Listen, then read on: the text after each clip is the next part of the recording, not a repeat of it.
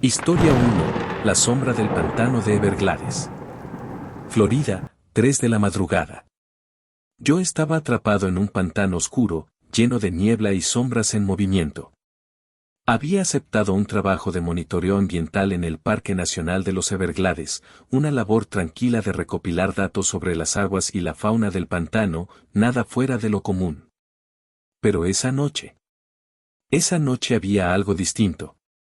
El pantano parecía más vivo que nunca, respirando, como si de alguna manera supiera que estaba ahí.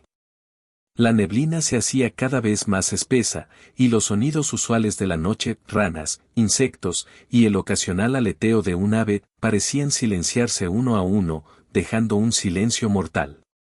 En medio de ese vacío, escuché una respiración profunda, rasposa, como si un ser gigantesco y dormido se estuviera despertando debajo de las aguas negras.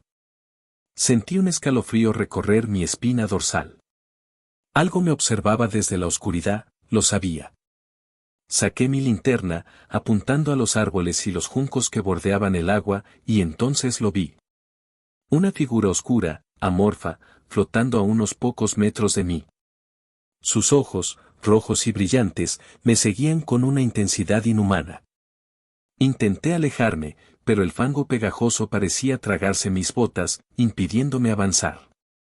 La figura comenzó a acercarse lentamente, sin prisa, como si supiera que no había escapatoria. El aire se volvió denso y mis pulmones comenzaron a arder. Empecé a toser, incapaz de respirar, y caí de rodillas en el barro, tratando de agarrarme a cualquier cosa para evitar hundirme. Al borde de la desesperación, escuché una voz áspera susurrándome en un idioma incomprensible, que parecía nacer del mismo pantano. La voz me instaba a quedarme, a unirme a los otros que habían desaparecido en esas aguas. Mi visión comenzó a nublarse, pero antes de perder el conocimiento, vi que el ser oscuro extendía sus brazos hacia mí, arrastrándome al agua. Desperté en la orilla al amanecer, cubierto de barro y hojas. Pero no estaba solo. Sobre la tierra húmeda había huellas frescas, grandes, demasiado grandes para ser de un humano. Y supe, con terror en el corazón, que esa cosa aún me observaba desde las sombras del pantano. Desde esa noche, los ojos rojos me acechan en mis pesadillas, recordándome que nunca escaparé del todo de lo que vi en los Everglades.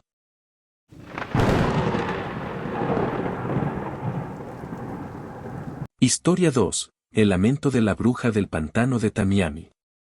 Mi nombre es Sara, y crecí en un pequeño pueblo cercano al pantano Tamiami.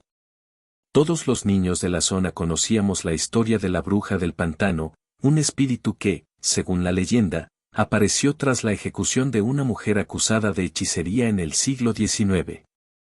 Nadie se atrevía a entrar al pantano de noche, pero a los 15 años, junto con mis amigos, decidimos probar que no teníamos miedo. Armados con linternas y valor temerario, nos adentramos en el pantano cuando el sol se había ocultado. Caminábamos en silencio, apenas susurrando, cuando, de pronto, escuchamos un lamento. Era un sonido agudo y desgarrador, como si alguien llorara de dolor y desesperación. Mi piel se erizó, y noté que la niebla comenzaba a espesarse.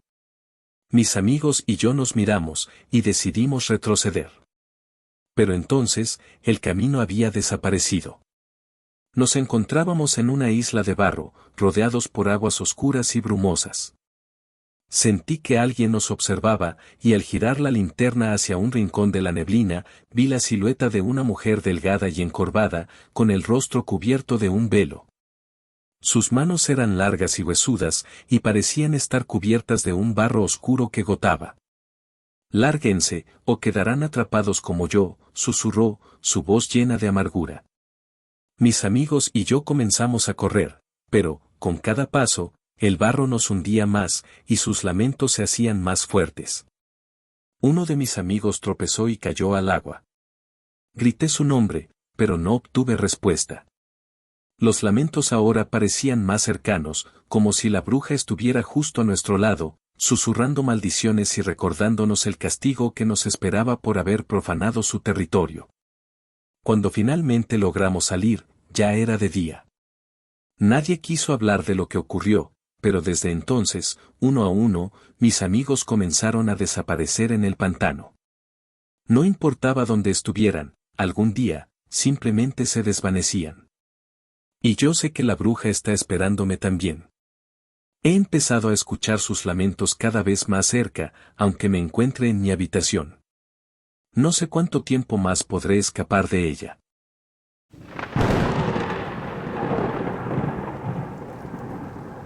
Historia 3. El guardián del pantano Okefenokee.